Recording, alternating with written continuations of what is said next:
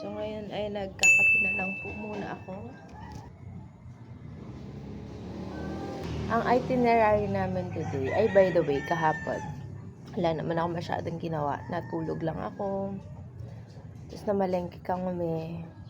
Tapos pagka uwi ay nagluto kasama namin dito sa bahay si Madam Peter. Itong tinutuluyan namin ngayon. Sa ngayon ay hindi pa siya publicly for rent. Yan, inaayos pa siya. Pero soon, pag okay na itong lugar na ito, nakakatuwa kasi very spacious siya. Tapos yung mga rooms, yung mga rooms ay fully air conditioned siya. Tapos hindi siya ganun ka dikit-dikit. So, okay siya. Perfect siya sa mga group activities. Group na mga visitors talaga. So, ngayon, mag-island hopping daw kami. Pero i-check pa kung okay ba yung alon. Kasi, syempre, yung bangka. Dito sa La Union, alam nyo naman na medyo malalakas talaga yung alon. No? So, ayun, tinawag na ako para mag-almusal. Pero, yun na nga. So, ay tinalala namin island hopping. Siguro hanggang hapon yun. And then, doon na rin kami manananghalian. So, sasama ko kayo. Pero i-check pa ngayon kung kamusta yung dagat. Kasi kung malalakas yung alon, for sure, hindi na matutuloy yung island hopping. So, baka pumunta na lang uli kami ng beach. And then, kwento ko pala sa iyo yung pagbubuk namin. Kasi alis na rin kami from Ago, La Union. Pupunta kami ng San Juan. Kain muna kami, ha? Bye.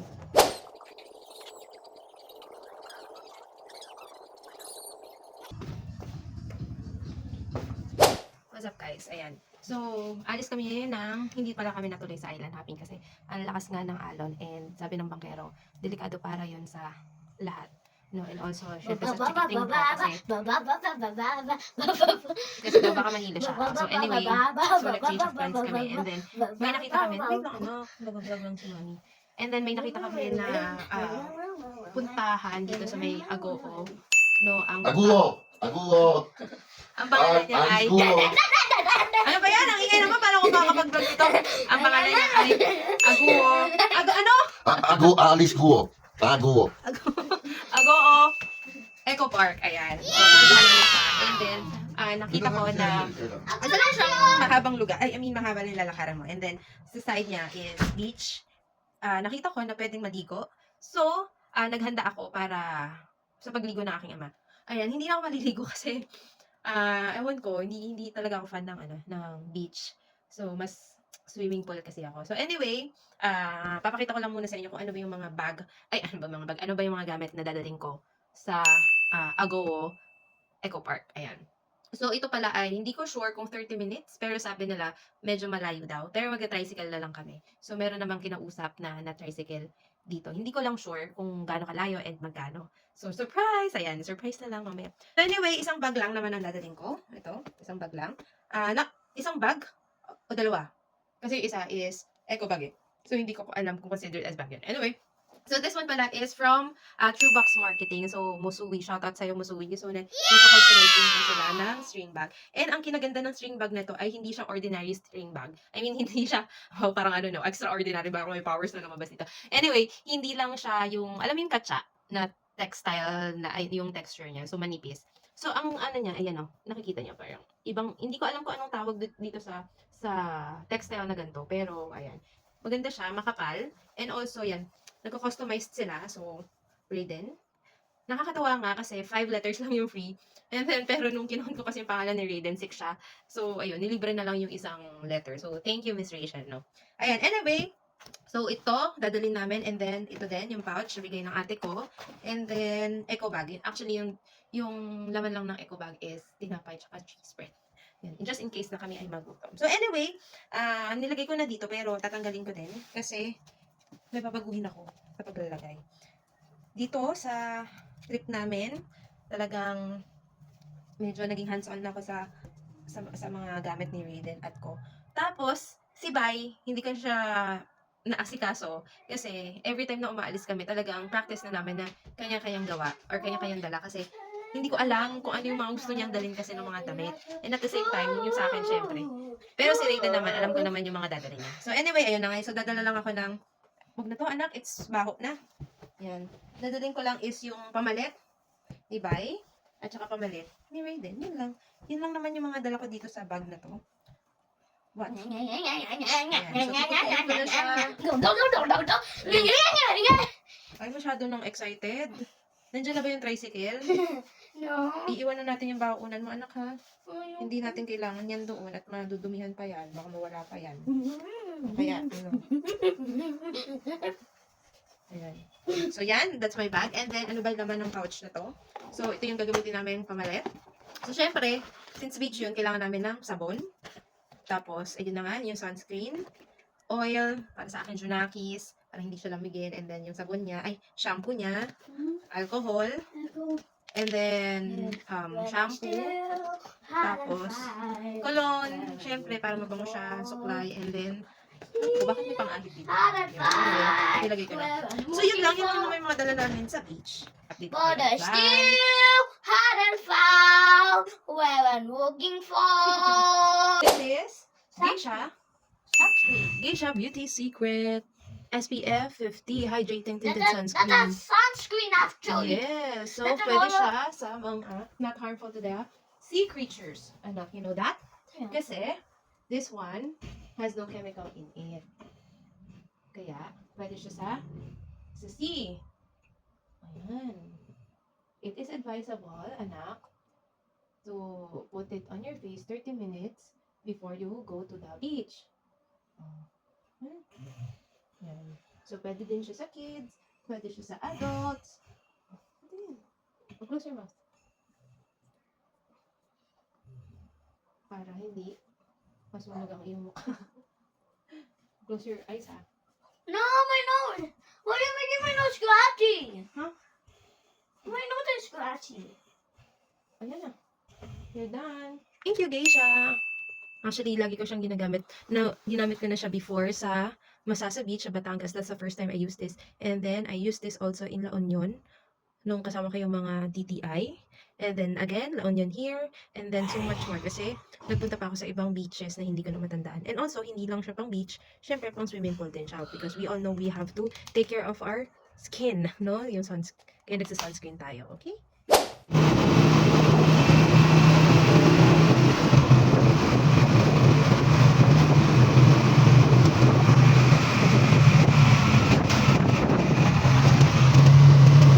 Mag-voiceover na lang ako dito, ha? So, nandito pala kami ngayon sa tinatawag kong The Woods dito sa Agoo Eco Park. Ay, ang lakas makakorea ng paligid ba? I am not sure kung ito ay man-made. Regardless kung ito ay man-made, dahil ang ganda talaga niya. Actually, hindi ko naman talaga alam kung ano ang klase ng man-made. So anyway, dito, pwede kayong maglatag ng inyong banig para mag-picnic ba. Unfortunately, hindi namin kasi alam na may ganito. Pwede yung mga ganong kaganapan. Kaya ang nakikita nyo, inuupuan lang namin yung eco bag na dala namin. Actually, meron pala akong video na nagtutour ako. Wait lang, ha. Hi guys. Guess where I am? Nasa Agoo Eco Park na ako. So, Agoo. ano ba? Agoo. Agoo. Eco Park na ako at nakasama ko ang aking susawa. Taking anak. Na ready na sa pagsaswimming. So later, actually may beach dito. At magsaswimming pala sila, hindi pala ako magsaswimming. So ito muna, di ba may forest dito. And then dun, sa bandang doon, ayan, may bilihan ng pagkain. Tapos nandoon yung beach. Tapos, nakikita niyo yun. Mamaya pupunta tayo doon. Doon yung parang mahabang bridge na sabi ko nga sa inyo ay lakaran. So, ang ganda dito. Ang hangin, ang presko. Yan. So, it is advisable na since eco park na siya, ay magdala kayo ng sarili nyong banig o kaya anything na pwede nyong latagan na parang upuan. So, medyo mainit pa kaya dito muna kami sa malilim. So, hindi namin alam kasi yung venue. Ano itsura niya, anong pwedeng gawin. Kaya, ito kami. Yan ang upuan lang. Yan ang dala naming upuan. Pero okay lang, ayan. Kasi mamaya-maya naman po ay pupunta kami doon sa may Dalampasigan. So, yan ang aking Janakis. So, ito ang sinasabi ko sa inyo na forest. Diba ang ganda? Ang social. Diba? Ang lakas maka... Korea ba yun? Say hi! Bye! Hi! So, ito yung... Ayan. Diyan yung dalampasigan. Yes! Mommy! Oh! I found an anthill! Saan? Oo nga, no? Oh, wag ka ano ba yung laway mo? Tumulo pa. Wag mag-atbuli, ha? Okay. And then, nandoon, nakikita nyo, nandoon, yung mahaba na yun, yung lalakaran. And then, ito nga yung food. Yan. So, hindi ka magugutom dito dahil meron naman silang mga bilihan. And then, may naglalako naman din dito ng mga ice cream. Ayun pa. So, yan. Yan. Yan. Walk, walk, walk.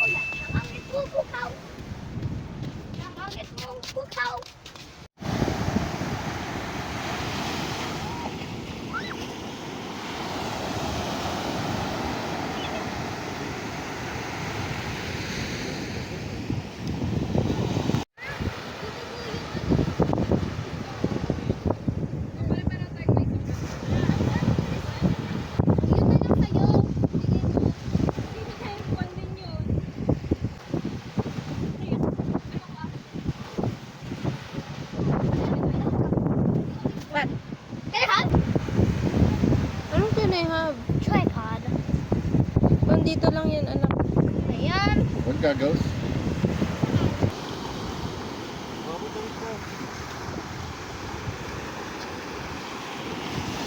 Ow, ow.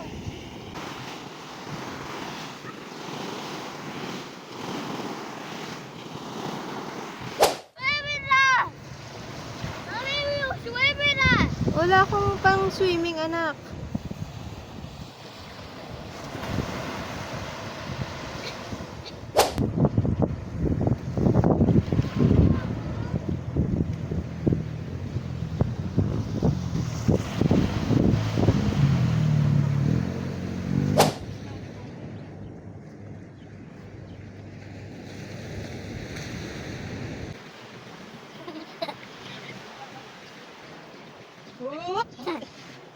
Either one. Okay, No, I'm gonna open my foot.